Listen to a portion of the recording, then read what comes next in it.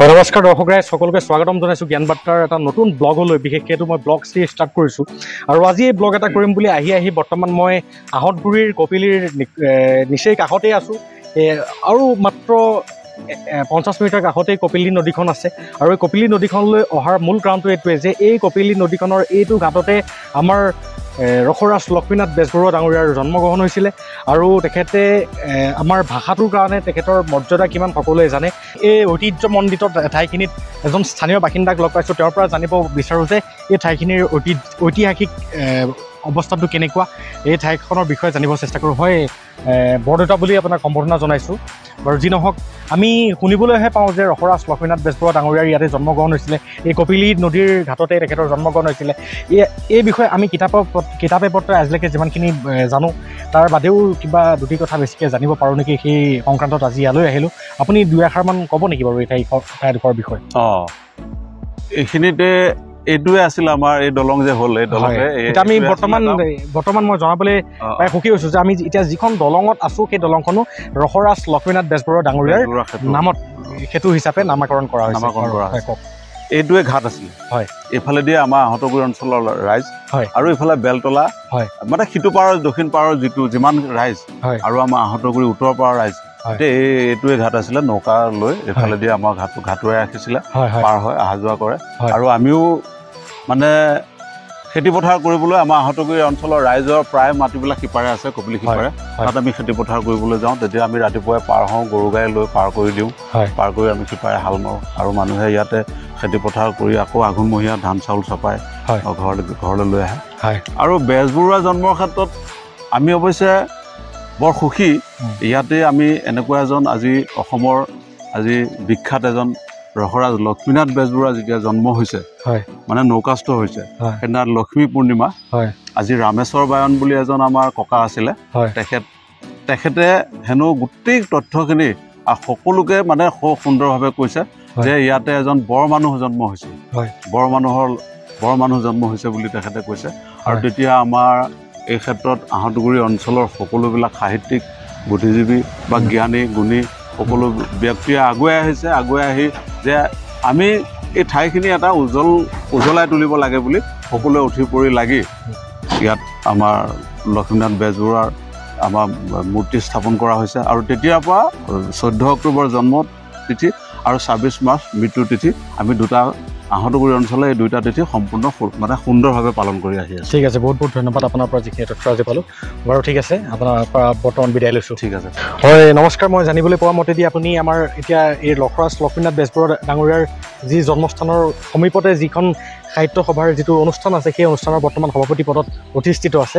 হয়, আৰু মই জানিব বিচাৰিম যে আপুনি এই অনুষ্ঠানটো কিদৰে মানে পালিছে, কেনেকুৱাকৈ আপোনালোকে পৰিচালনা কৰিছে, সেই বিষয়ে যদি অলপ থোৰতে জনাই ভাল লাগিব।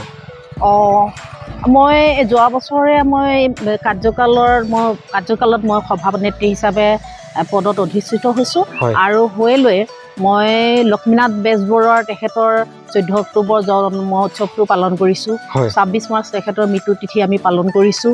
আৰু লগতে আমাৰ কেন্দ্ৰীয়ভাৱে অসম সাহিত্য সভাই যি কাৰ্যসূচী লৈছে আৰু ইতিমধ্যে 31-1-2 ফেব্ৰুৱাৰী 3-4 মানে কাৰ্যসূচীৰে তাৰমানে আমাৰ 12 পূজাত দ্বিবাৰ্ষিক অধিৱেশনো হৈ গ'ল।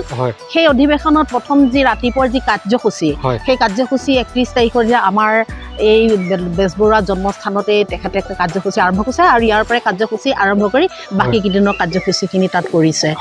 আৰু আমাৰ আহঁতগুৰি আঞ্চলিক শতদল শাখা ইতিমধ্যে আমি হৈছোঁ আৰু গতিকে আমি বেজবৰুৱাৰ জন্মৰ লগতে মৃত্যু তিথিৰ লগতে বাকী অন্যান্য কাৰ্যসূচীবোৰতো আমি অংশগ্ৰহণ কৰিছোঁ।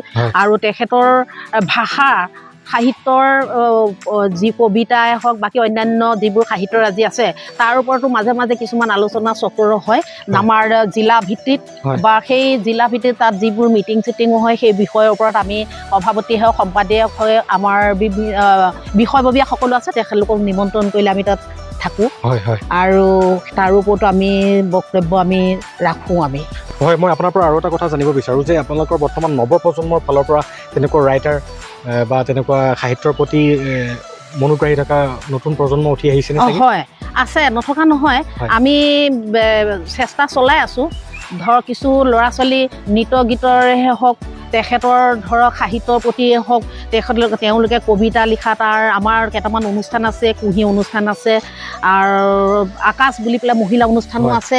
সেই সাহিত্য সভাৰ তাৰমানে বেজবৰুৱাৰ সাহিত্যৰাজিৰ লগত সম্পৰ্ক ৰাখি এইবোৰ অনুষ্ঠান আমাৰ ৰাখিছে, আৰু সেই কাৰ্যসূচীবোৰৰ উপৰিও তেওঁলোকে তেখেতৰ সেই অনুষ্ঠানৰ যোগেদি তেখেতৰ সাহিত্যৰাজি আমি জীয়াই ৰাখিবলৈ চেষ্টা কৰিছোঁ। হয়, বহুত বহুত ধন্যবাদ। এতিয়া মই আপোনাৰ পৰা বিদায় লৈছোঁ, আৰু বৰ্তমান আমি যিখন দলঙৰ মানে ওপৰত বৰ্তমান খাৰা হৈ আছোঁ, সেই দলংখন ৰসৰাজ লক্ষ্মীনাথ বেজবৰুৱা ডাঙৰীয়াৰ নামেৰে নামাকৰণ কৰা হৈছে লক্ষ্মীনাথ বেজবৰুৱা সেতু বুলি। এই দলংখনৰ বিষয়ে কিছু কথা ক'ব নেকি আপুনি? এই দলংখনৰ বিষয়ে ক'বলৈ গ'লে ধৰক মই মানে কি আগতে দলং নাছিলে, ধৰ ইটোৰ পৰা বা সিটোৰ পৰা যাবলৈ নাৱেৰে যাবলগীয়া হৈছিলে। নাৱেৰে যাওঁতে আমাৰ মানুহৰ যথেষ্টখিনি ধৰক যাতায়াত ব্যৱস্থাত যথেষ্টখিনি অসুবিধাও হৈছিলে, কাৰণ প্ৰায় মানুহৰ মাটি বাৰী আমাৰ সিটোৰ পাৰত থাকে। গতিকে তেতিয়া ধান চান কঢ়িওৱাৰ বহুত অসুবিধা হয়, মানুহৰ পটকৈ গৈ নাপায়, সি যাওঁ বুলি ক'লে ৰাতি বিয়লি অসুবিধা হয়। গতিকে এই দলংখন হৈ যোৱাৰ লগে লগে আমাৰ এতিয়া মানে বহুত দূৰ দূৰণিৰ লগত তাৰমানে সংযোগ স্থাপন হৈছে, সেইটো কাৰণে বহুত মানুহ উপকৃত হৈছে। ঠিক আছে, ধন্যবাদ।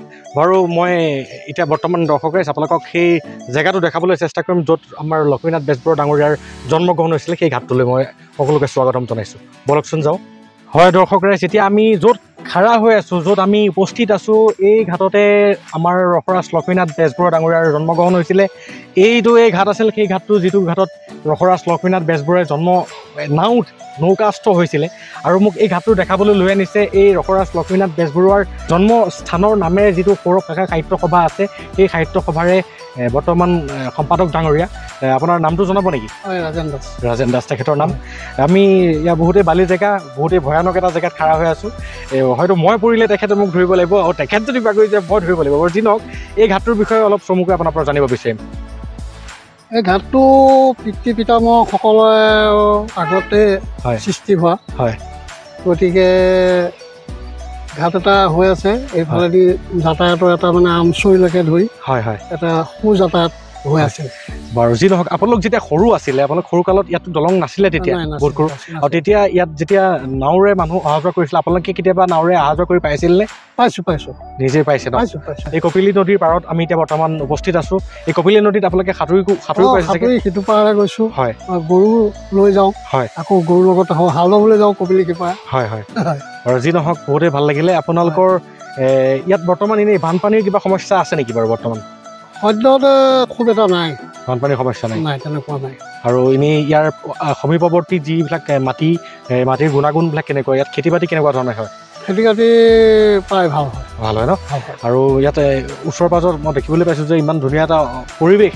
ইয়াত মানুহবিলাকে গৰু পালন হওক বা হাঁহ কুকুৰা এনেকুৱা পালন কৰি পেলাই যথেষ্ট চাগে লাভৱান্বিত হ'ব পাৰে। গৰু, ম'হ, হাঁহ, ছাগলীও পোহে। আৰু এটা বহুতেই প্ৰাকৃতিক মানে মনোৰম এটা পৰিৱেশৰ গাঁও এখন। আৰু আশা কৰোঁ দৰ্শক ৰাইজ ইয়াত আহক, কেতিয়াবা আহিলে বনভোজ খাবলৈতো সকলোবিলাক বহুত দূৰৰ জেগালৈ গুচিয়ে যায়, কিন্তু আমাৰ সমীপৱৰ্তী অঞ্চলতো এনেকুৱা জেগা আছে যিবিলাক জেগা আমি ঐতিহ্যমণ্ডিত জেগা, যিবিলাক জেগাৰ বিষয়ে জানিলে আমাৰ ভাল হ'ব। গতিকে কোনোবা যদি আমাৰ নৱপ্ৰজন্মৰ কোনোবা শিক্ষাৰ্থীয়ে যদি ৰসৰাজ লক্ষ্মীনাথ বেজবৰুৱা বা আমাৰ অসমীয়া ভাষাৰ ওপৰত যদি কোনোবাই মানে ৰিচাৰ্চ গৱেষণা কৰি আছে, তেওঁলোকৰো সুবিধা হ'ব এই ভিডিঅ'টোৰ দ্বাৰা। আৰু আপুনি কিবা তথ্য দিব পাৰিব নেকি আপোনালোকৰ অনুষ্ঠানটোৰ বিষয়ে? অনুষ্ঠানটোৰ বিষয়ে তথ্য হ'ল 74 জন্ম, আৰু এই বছৰ 50 বছৰ পূৰ হৈছে, বা 50 বছৰত ভৰি দিছে। আমি সতদলে এনে ভবা গুণাহে হৈ আছে। আমি 50 বছৰীয়া সোণালী জয়ন্তী পাতিম বুলি মানে মনতে ভাবিছোঁ। ঠিক আছে। আৰু তাৰে মানে মানে গইনালৈ আমি যোৱা 31 মানে ডিচেম্বৰ 2023 সাহিত্য সভাৰ লগত সংগতি ৰাখি যিটো আহতগুৰিত অনুষ্ঠান হৈছিল, আমি 50 গছি মানে বন্তিৰে এইটো এক প্ৰকাৰৰ পৰা শুভাৰম্ভ কৰিছোঁ বুলি ক'লেও বেয়া নহয়। খুব ধুনীয়া। আৰু মই এই মাধ্যমৰ মাজেদি সমগ্ৰ অসমবাসী ৰাইজক এটা আহ্বান জনাব খোজোঁ। আমাৰ অসমীয়া ভাষা, আজি আমি যিটো ভাষাৰে নিজৰ মনৰ ভাৱ আদান প্ৰদান কৰিছোঁ, সেই ভাষাটোৰ অস্তিত্ব ৰক্ষা কৰোঁতা মহান ব্যক্তিত্বৰ গৰাকী ৰসৰাজ লক্ষ্মীনাথ বেজবৰুৱা ডাঙৰীয়াৰ জন্মভূমিত বৰ্তমান আমি উপস্থিত আছোঁ আৰু এই জন্মভূমিতে যিটো অনুষ্ঠান আছে অসম সাহিত্য সভাৰ এটা শাখা আছে ইয়াতে এই শাখাটোৱে যি 50 বছৰত যিটো অনুষ্ঠান পাতিম বুলি ভাবিছে সেই অনুষ্ঠানত যাতে গোটেই সমগ্ৰ অসমবাসীৰ ৰাইজে অনুপ্ৰেৰণা যোগাই সকলোৱে যাতে সঁহাৰি জনায় আৰু এই জেগাটোক যাতে আৰু জাকত জিলিকা কৰি তোলক তাৰে এটা কামনা কৰিছোঁ সমগ্ৰ অসমবাসীৰ ৰাইজৰ আগত। আৰু ধন্যবাদ আপুনি দিয়া তথ্যসমূহৰ বাবে।